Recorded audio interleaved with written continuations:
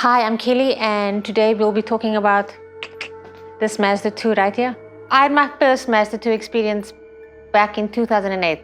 That was a long time ago. And back then, I really liked the car. And that iteration of the car won a lot of awards, was loved by many, was a South African Car of the Year. Pretty sure it was either World Car of the Year or very high up on that list. So a favorite among many. I do feel that one was ahead of its time in terms of its styling.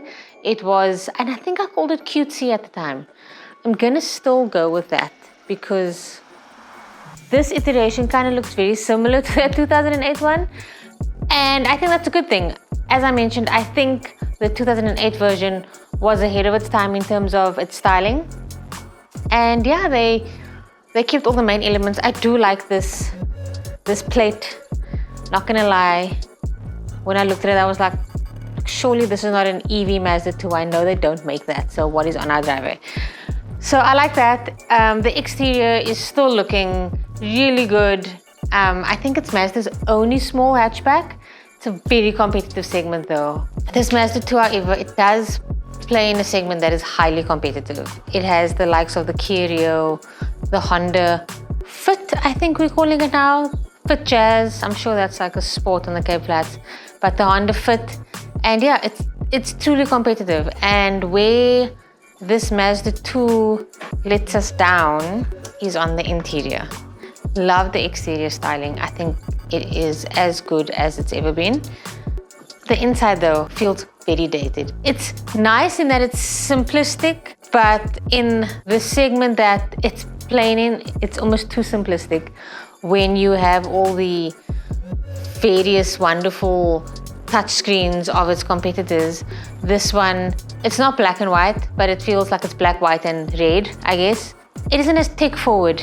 So the interior really does let it down. Although it feels simple and sophisticated, there's not enough to entice the new age buyer, I would say. Under the bonnet, if you don't know, this is the bonnet. Under the bonnet lies a 1.5 litre naturally aspirated engine. And this one is mated with a 6-speed automatic. I love an automatic. If you've read anything I've written in the last few years, I wax lyrical about automatics. The engine does get a bit drony, not gonna lie. As the kids are saying, it's giving CVT vibes. I don't know if I got that right. But yeah, so the engine gets a bit drony, revs a little bit high on hills. But otherwise, for like the regular commute, it's perfectly capable. It is 350,000 Rand as of recording this video.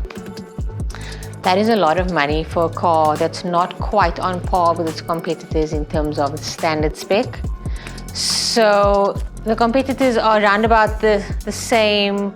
It's 350, it's 360 and up, but it's offering a lot more bang for buck compared to this, not the Mazda 2. So if you are shopping in this segment, I would say look around. If your heart is set on the Mazda 2, then sure, but definitely look around. I think you'd be very surprised at how much bang for buck you can get in this particular segment especially. And that's it from me and this Mazda 2.